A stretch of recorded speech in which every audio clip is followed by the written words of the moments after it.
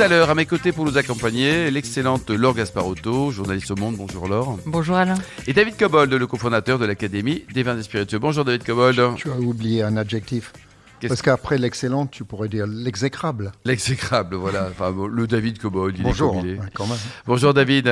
Pour commencer cette émission, Invino Sud Radio a le plaisir d'accueillir François Martin, qui est auteur du livre Le chant des vignes. Bonjour François. Bonjour. Alors un mot sur votre parcours. Votre famille est dans le vin en Gironde depuis 7 générations. Oui. Et vous, à titre perso, vous avez été pendant 15 ans maître de chez, ça ?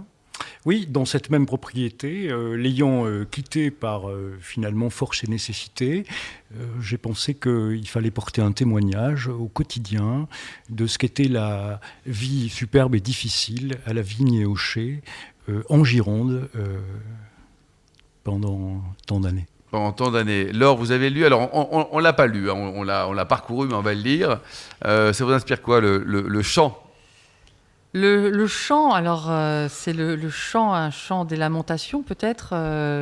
En tout cas, ça raconte quand même toutes les difficultés de la vie d'un vigneron Au quotidien. Ouais. Et vous donnez la parole, enfin vous ouvrez. Enfin, c'est vrai qu'un vigneron doit faire rêver. Il a des neurones qui font le grand écart entre d'un côté faire rêver et puis de l'autre il doit gérer son quotidien souvent triste, la réalité.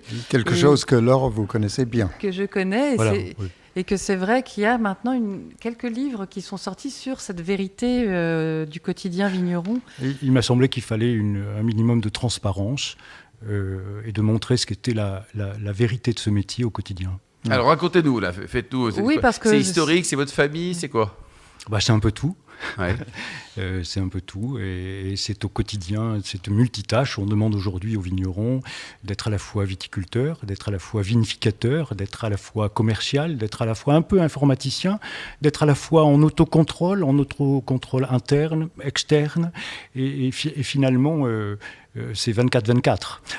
Avec des résultats et encore les résultats seraient bons. Non, en fait, la crise est là, la déconsommation des vins, notamment des rouges, est là, et voilà, et le bilan est celui-là. Et en fait, ça doit toujours être un temps gratuit, le temps du vigneron, c'est ça qui est incroyable. Et maintenant que je ne suis que journaliste, je dis toujours à nos lecteurs, prenez rendez-vous chez le vigneron, par exemple, parce que ça paraît normal, souvent aux consommateurs, de s'arrêter chez le vigneron en pensant qu'il est toujours disponible. Oui. Or, son travail est dans ne les vignes, il n'est pas... Oui, pardon, mais le vigneron, même dans les salons, est toujours fier de montrer le meilleur de lui-même. Et c'est vrai, il reste assez pudique sur le quotidien. Et moi, j'ai voulu raconter, avec pudeur, sans chapelle, sans agressivité d'ailleurs, plutôt positivement, puisque vous avez noté que l'issue était fort positive, que c'était quand même un métier difficile. Ouais. Mais alors, les messages à passer, c'est quoi ? C'est-à-dire que l'idée, c'est de montrer les coulisses d'une vie de vigneron, un cœur de vigneron quelque part, au grand public. Et est-ce qu'il y a forcément que des difficultés ? Parce que ce que vous racontez sur le vigneron, il est dans sa vigne et il vend, ça a toujours été le cas, François. Oui, bon. C'est un job. Oui, mais simplement aujourd'hui, les cours sont là et les cours nous ont rattrapés. Et les cours ont vidé de la substance la valeur financière des propriétés. Et donc c'est plus compliqué. Donc là, c'est par rapport à la valorisation. Mais c'est lié. C'est un peu le même. Ouais. On est d'accord, David. Oui, c'est le même. Ouais. Voilà. Cela dit, la solution que j'ai trouvée, qui est une belle solution et positive. En plus, c'est une histoire d'amour. C'est un roman. Il n'y a pas que du. Voilà. Mais c'est quoi l'histoire d'amour ? Alors racontez-nous. Là, sans tout nous dire, on va monter une première marche. Disons que Antoine, qui est le héros, a la chance de rencontrer une banquière et que cette banquière a tellement de charme qu'elle lui soumet l'idée de trouver une solution à ses déboires financiers. Un banquier qui va aider quelqu'un. Oui, pour une fois. Ouais. Ouais. Et c'est une banquière bordelaise ? C'est une banquière de la Banque Verte. Ah oui. D'accord. La banquière de la Banque Verte, quoi. D'accord, donc en tout cas, le but aussi de ce bouquin, c'est une vraie lueur d'espoir, c'est un message positif aussi, réaliste mais positif. Oui, parce que je pense qu'il fallait faire acte finalement à un moment donné, de transparence. Il y a beaucoup de blabla, il y a beaucoup de il y a beaucoup de publicité, mais à un moment donné, je crois qu'il faut rapprocher le consommateur de celui qui élabore le vin dans son quotidien. Et quoi, en point de mire, vous avez quoi ? Le vrai prix de vente ? C'est-à-dire qu'on ne peut pas continuer à vendre des bouteilles à 2 francs 6 sous. Personne ne vit, à part éventuellement le distributeur ou l'État français avec sa TVA. Je crois que mon roman est beaucoup plus politique qu'il ne le paraît. Alors, ok, vos combats ? Je crois que il faut fondamentalement changer les choses. Oui, mais les changer comment ? Plus précisément.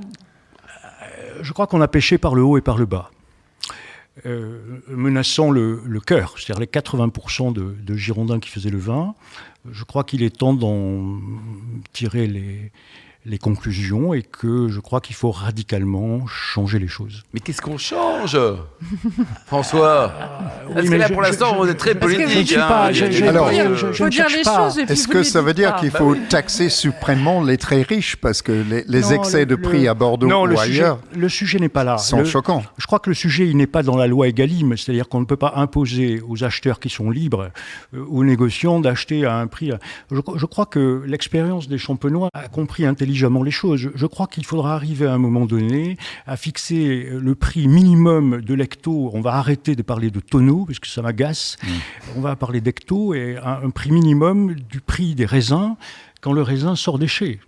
Tant qu'on ne fait pas ça, qu'on n'a pas le courage collectivement au niveau des producteurs, je ne dis pas au niveau du négoce, de le faire, on restera toujours dans une ambiguïté qui est une spirale qui nous tire vers le bas depuis déjà 30 ans. Et donc, vous voulez quoi? Comme pour le lait, un prix minimum pour le vin, quoi. Alors, surtout pas le lait, puisque, en fait, le drame de la viticulture, c'est qu'elle est rentrée justement dans les subventions européennes, telles que le lait aujourd'hui. C'est-à-dire que le système des subventions européennes n'a fait qu'entraîner la perte des vins, et notamment des vins de Bordeaux, mais de l'ensemble des vins, au contraire. Je crois qu'il faut se retrouver sur un marché plutôt transparent, en analysant nos coûts, sans chercher nécessairement les subventions qui nous font perdre de vue, de loin, la rentabilité des vins, et il faut se battre pour la transparence.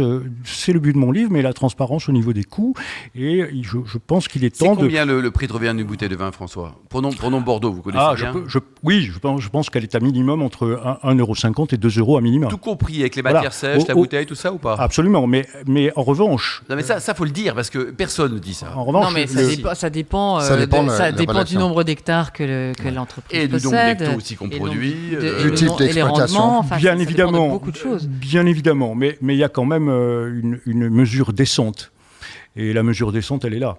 Donc le minimum, ça c'est important, 2 €. On ne peut pas produire un vin, et là vous gagnez rien, 2 €, c'est ça? Oui, absolument. Non, mais c'est très important, parce qu'on voit des vins parfois massacrés. Ça c'est le cas de Bordeaux. Mais si on prend une vigne en pente avec un rendement extrêmement faible comme le Roussillon, parce que le rendement est faible par nature, parce que la nature ne donne pas assez d'eau, alors là, le prix de revient, c'est tout autre chose. En tout cas, moi, en tant que vigneronne, mon coût de revient était bien supérieur à ça. Moi, mon prix de revient était à plus de 5 €, parce que j'avais que 5 hectares avec des rendements très, très minimes. Et vous ne comptiez pas votre temps, d'ailleurs.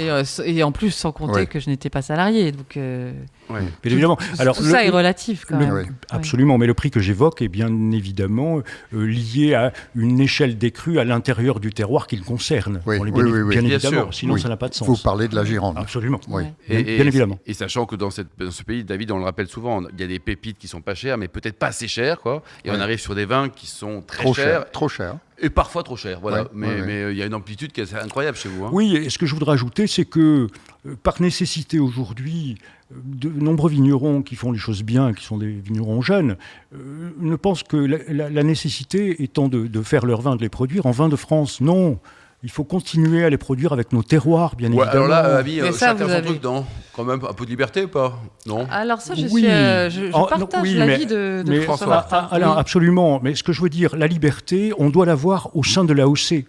Et non pas en dehors. D'accord. Selon vous, il faut en dehors de l'AOC, point de il faut changer les règles. Mais François, ça implique que les appellations deviennent un peu plus souples sur les cépages. C'est exactement ce que je veux dire. Exactement. De toute façon, on le fait puisque on commence à accepter depuis 21 les cépages résistants. On a déjà commencé, mais il faut le faire de façon volontariste et non pas à reculons.